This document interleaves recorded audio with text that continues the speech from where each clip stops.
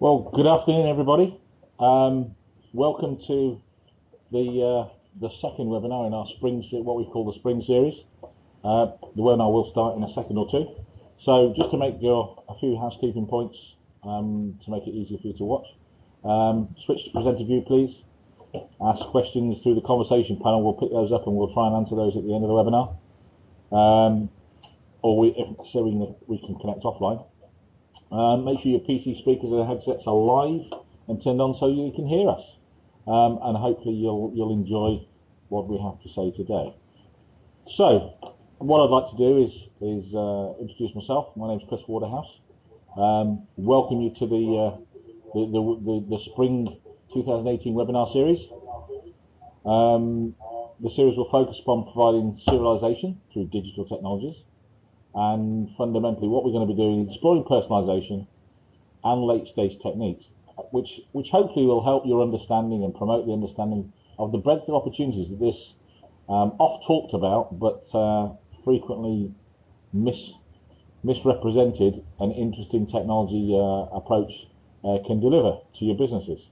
So without further ado, just to introduce a little bit about IDIPAC. We're a packaging and supply chain consultancy. We're based in Petersfield in Hampshire, which is about 40 miles from Heathrow. As you'd expect, we work for multiple companies.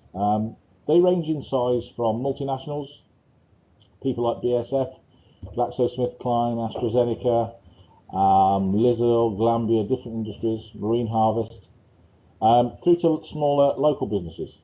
Helping them in a variety of fields, everything from interim support, supply chain re-engineering, into late stage programs, which help them create a personalised packaging systems, and hopefully, as our mission statement says, cost effectively and pragmatically engineered. The widespread of industries and companies that we work for clearly gives us a huge amount of experience. And provides us lots of challenges, different types of challenges depending on the size of the business often.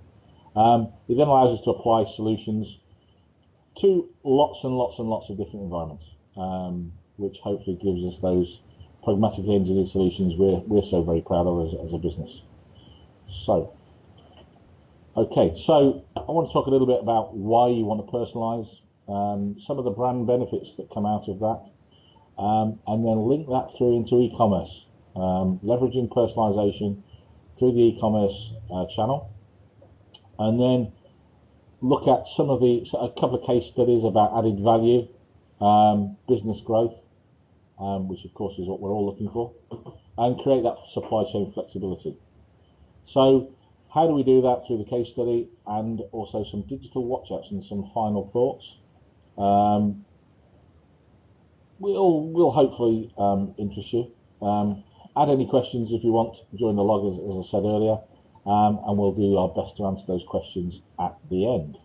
Okay, so without further ado, we will look at personalisation. So the fact of the matter is, we're all different. We're all individuals. We all have different needs. Some love personalised items. Some folks aren't really bothered. Some are sheep and some are innovators, you could argue. But a small anecdote about that. I heard once that the BMW Mini factory in the UK, when it was established in the first instance, it took 2.8 years. I don't know what 0.8 of a year is, but anyway, 2.8 years to produce the same car twice, with all the combinations of engines, with trims, with whatever, decoration, paint, digital prints, whatever it happened to be. Apparently that was 600,000 cars. So that is very much personalisation. If the car industry can do it, clearly it's incumbent on us to try and do the same sorts of things elsewhere. And at the end of the day, it's a megatrend.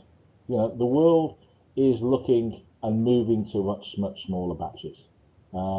Absolute speed is not so much an issue in terms of those, the total outputting, of course, but a lot of these batches are becoming smaller and smaller and smaller. In fact, with personalisation, arguably the batch size is 1. And what you need therefore as part of that, which is the important piece, it's the direct print, perhaps It's digital print, certainly, in a lot of cases, and one has to deal with the structural issues as well around that. And what does that give us? You know, personalisation as a definition, it means to create something for yourself, to be different. And with that personalisation, you get the business to client connectivity, and that creates what the consumer wants. It gives them the business the loyalty, which is what we so need. So businesses want that loyalty.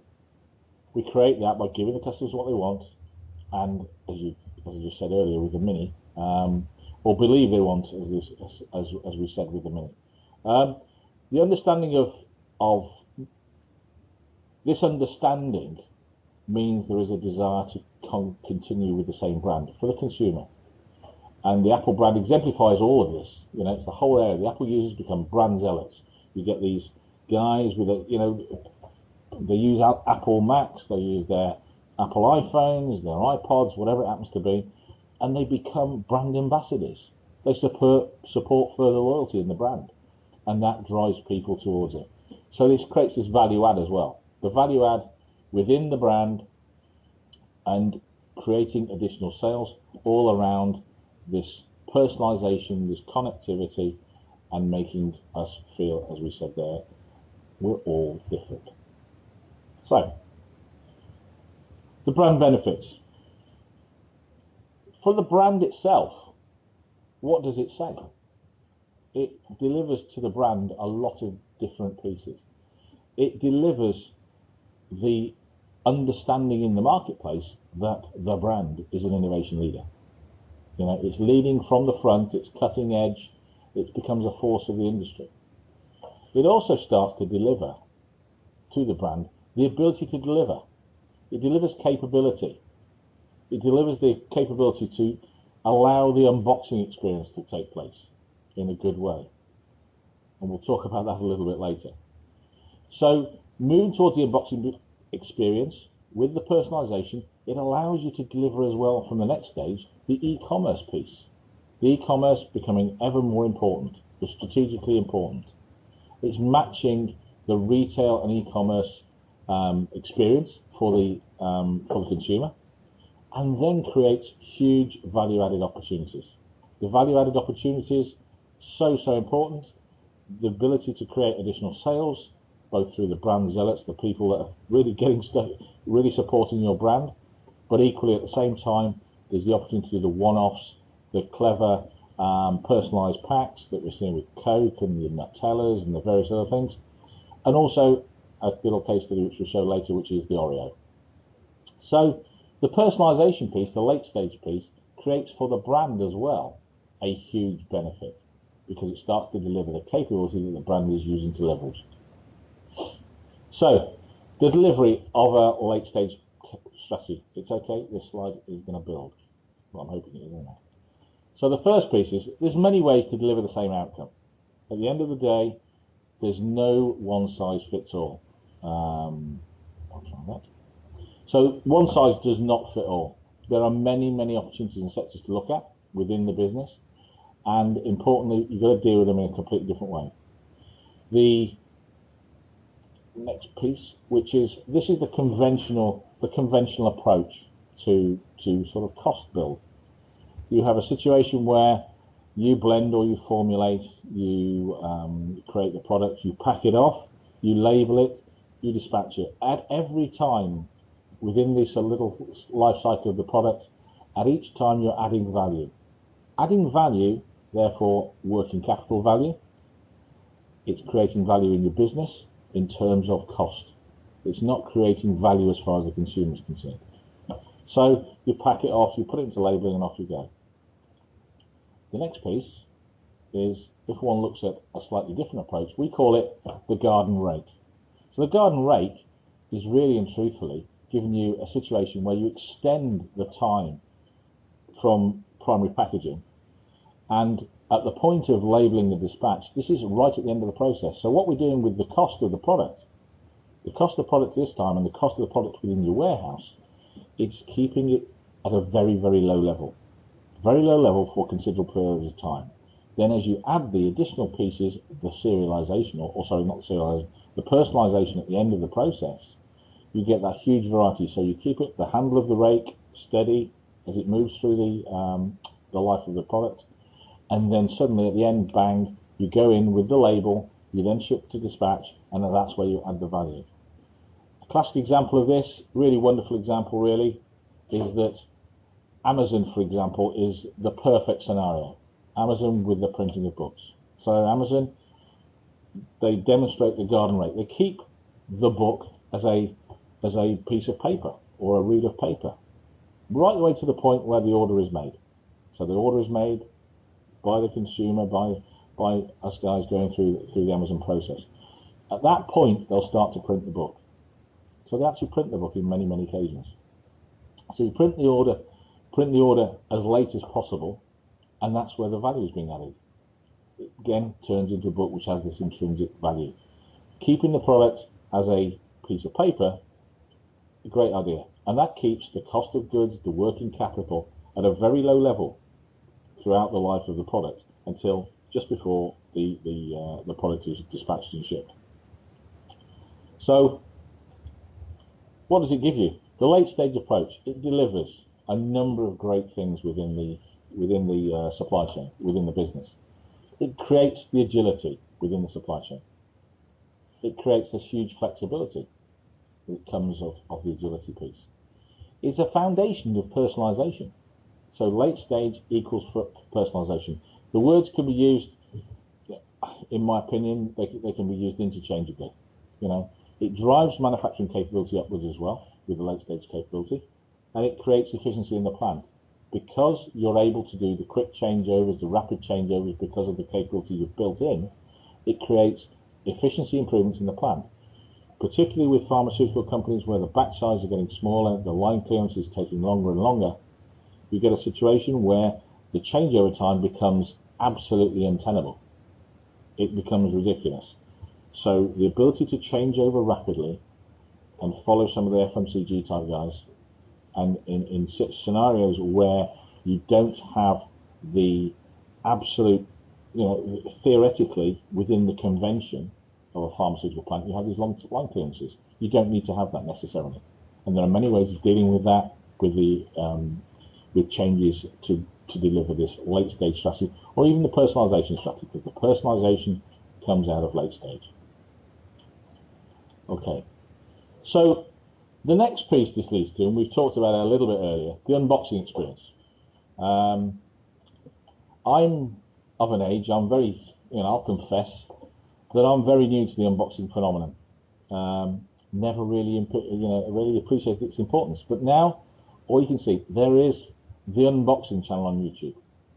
There are many members, and the types of things that are vlogged on there, which we can talk about, of course. Huge interest, everything from car parts for hot rodders and for customizers, to cosmetics, to computers, everything. People are opening it, sharing their experience, and it's an area we're working on as well with one of our clients. A novel unboxing presentation for PC. So we go through that, the whole unboxing experience. We open the box. The box has been designed to be able to have a great presentation at the unboxing point. But of course, as well, Apple have understood this. Apple past masters of the unboxing phenomenon. Great stories about Apple. People are vlogging it all the time. You can even buy a new box for your iPhone off the internet these days. I find it incredible, to be honest, but it's something that is there, and presumably is able for resale afterwards. So with this type of technology and the type of structural design we're putting into this, we can actually create an environment where it makes it very simple. So to take the example we've been developing at the moment, it's a computer. We get great unboxing kind of experience, but on top of that, at a practical level, basically the exposed face, which is the outside or the bottom of this particular drawing, it shows us it's flat, basically. With it being flat, that means we can print it digitally. When we can print it digitally, that means we can produce limited editions for particular retailers. We can create a personalised pack for an individual. It fundamentally delivers by changing the structural, the pack itself, the structure of the pack. It delivers late stage and personalisation capability. The opportunity to add a sleeve as well is another thing we're looking at as well. Again, the sleeve is in the flat, ready for digital decoration. So the ability to create the layouts and the structure of the packaging systems to deliver digital capability gives us that personalisation. So we've got late stage with the personalisation. And e-commerce, let's talk about e-commerce. So in e-commerce, any e-commerce situation fundamentally is a personal interaction. After all, the outer or the delivery pack is delivered to you as an individual. That gives you the opportunity to deliver the contents in a way that is specific to you. The contents are typically generic at the moment, but the outer is always personalised. It's got your address on, it's got where you live. But the outer is invariably a protective shipper. But creating a nice personalisation on the inside is great. But the pack needs to be thought through. You need to look at the structural technology, the structural design. Maybe there are other components that should be added to the contents within the pack itself. Maybe it's just a business card. Maybe it's some kind of leaflet. Could even be presents and gifts. Creating that connectivity between the consumer, who we now know because he's ordered it as an individual rather than a retail environment, versus against the business, which is great. So decoration, how do we use decoration to connect these things together? Perhaps internal decoration. And again, the e-commerce with the unboxed experience, people are looking now much more about the inside decoration of the packs to create a retail experience for what is a brown cardboard box.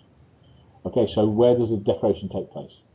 How do you deal with it? What equipment? Linking the customer to the message to a personalised decoration. Really very important. But the important bit, of course, as well, as we pride ourselves on, is doing things in a cost-effective way. The cost-effective way in implementation, in capital. But isn't this the way to start to create the value add with the brand? Creating the desirable solution for the brand, which creates this connectivity because the consumer likes to be loved. He or she needs to feel loved, and a loved customer is a happy customer. Happy customer is a loyal customer. Hugely important, and delivering this kind of capability cost effectively can create huge added value. So the importance of e-commerce. Okay, so this is some recent information from Statista. Global e-commerce. We understand global e-commerce in 2017 was about 10%-ish. By the end of 2020, 2021, it's going to be something like over 15% of all global commerce. The influence of Amazon and Alibaba is clearly growing. In fact, Amazon grew between 2016 and 2017 from 38% of US retail commerce, e-commerce sales, sorry. In 2017, it's 43%, 43.5%, 4% growth over 12 months. It's absolutely incredible. But the future trends, what are the future trends, and what are the things we have to start delivering from a manufacturing and supply chain perspective? So you have the personalised offer.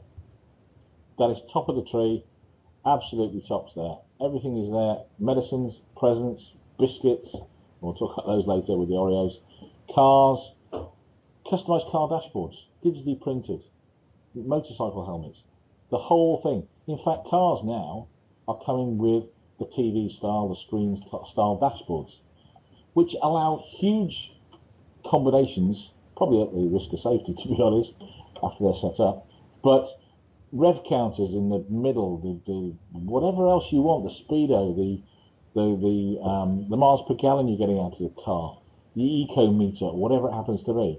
Isn't that the ultimate late stage in customization? It's done by the driver, and that is driven by e-commerce and personalized offers.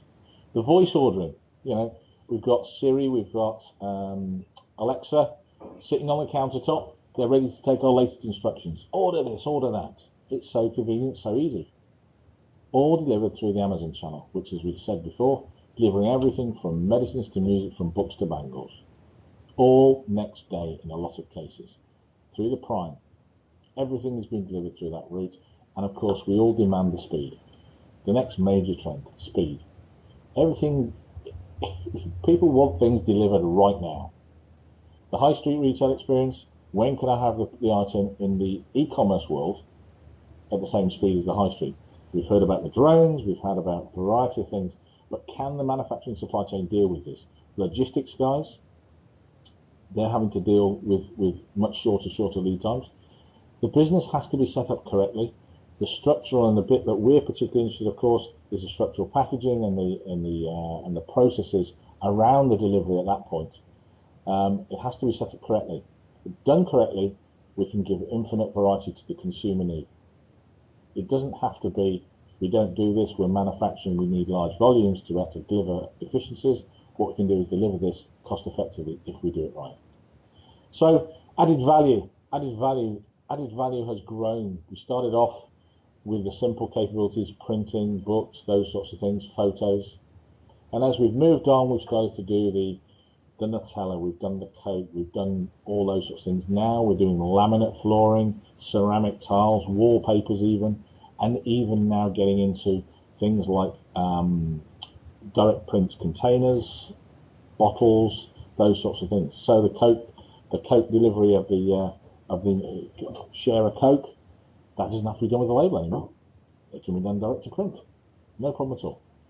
But that's been driven to a large extent by the IT capabilities, and increasingly, of course, the digital print capabilities.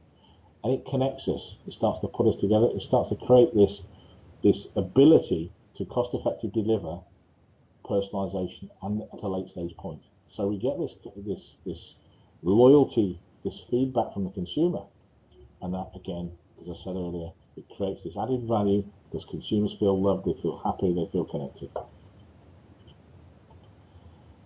And a quick case study. So Oreos. Here we go. So it's a web-based design pack design process. They created a personal messaging. They want to do some personal messaging for holiday seasons. So they created this web design, as I said. Basically, it was a process by which you went on the internet. For those of you who haven't heard about it, you go in there, you decorate this template, you introduce your messages, holiday hugs, love to your wife, love to your kids, whatever it happens to be, happy holidays, and all those sorts of good things. And did it add value? Yes, it did. Significant added value. So throughout the process, go through the process, just save your design. Something like 98% of the folks that went through the process completed the purchase. And the sales value of the item was only about $2.99 in the supermarket. But they created a sales value of $15.99. It was built up of distribution costs and the actual item cost. But fundamentally and interestingly as well, the average volume of sales per visitor was something like 2.9 packs per visit, which at a value of $15.99 and all those added things, created a huge amount of added value. And what did it do for the brand? The brand had this wow factor. Isn't it exciting? People went into the internet. They were talking about it on social media, and that creates the consumer loyalty, and that's what the brands really desire. They really want this kind of thing, and from there, the brand is discussed. It's talked about in social media. It is relevant. It's important. So, a quick personalisation for the e-commerce style cosmetic company. So, we're in an environment where the retailer is looking to enhance their e-commerce experience. The lady, person, purchaser is on the internet. She's looking at what she'd like to buy to replenish her cosmetics, and the order pings across the ether and is delivered to the order office. Checking stock, putting it together. Okay, so from that, how do we create an experience, an e-commerce experience, a personalised e-commerce experience, and move from a make to stock to a pack to order type environment, but doing it cost effectively. So traditionally, they were flexible. The ubiquitous brown box, full of bubble wrap, full of those lovely polystyrene chips. So they get chucked in the box along with the particular things that have been purchased. So it's pick to order, put in the box, and off you go. Wonderful. But you know what? If I'm paying a decent amount of money for these cosmetics, it's not really going to do the thing for me. It's not my retail experience that I'm looking for. It doesn't connect me with the company, and that's a lost opportunity at that point. It's also completely underwhelming. It's not great. So what do we do?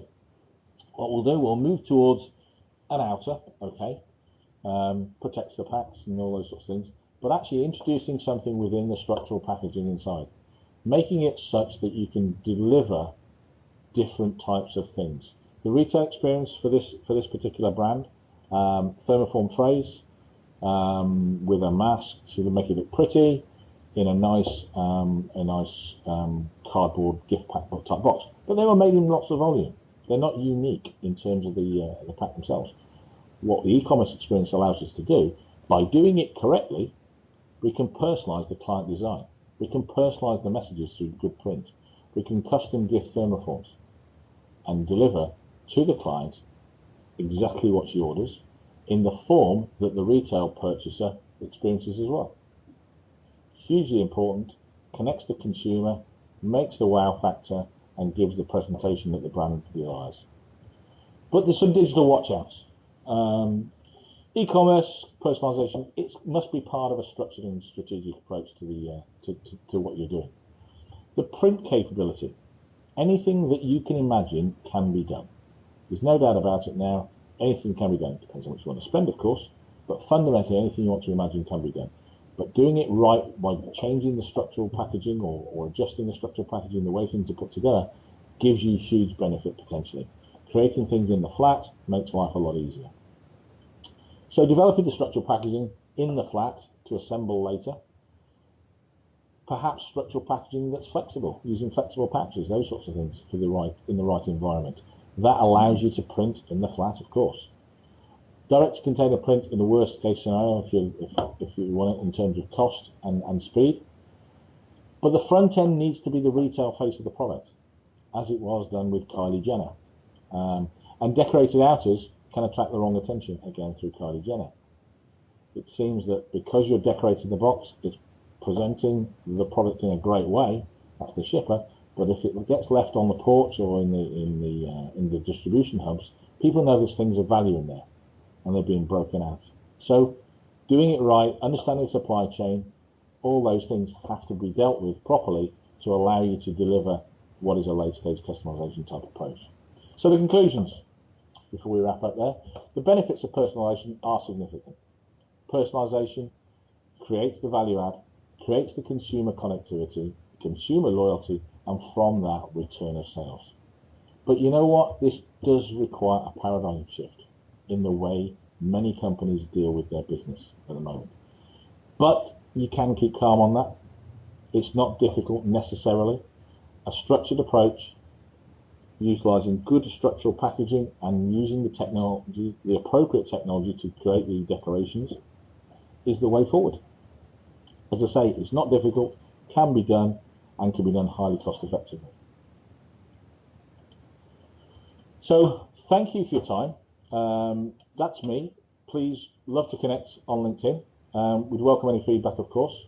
We do have a couple of comments from guys that have been watching today. So Pascal has asked, where do we see the greatest opportunities for personalisation? Okay, in my opinion, and it is purely an opinion, cosmetics, personal care, high-end beverages and alcohol, and also pharmaceuticals. Great areas to deal with.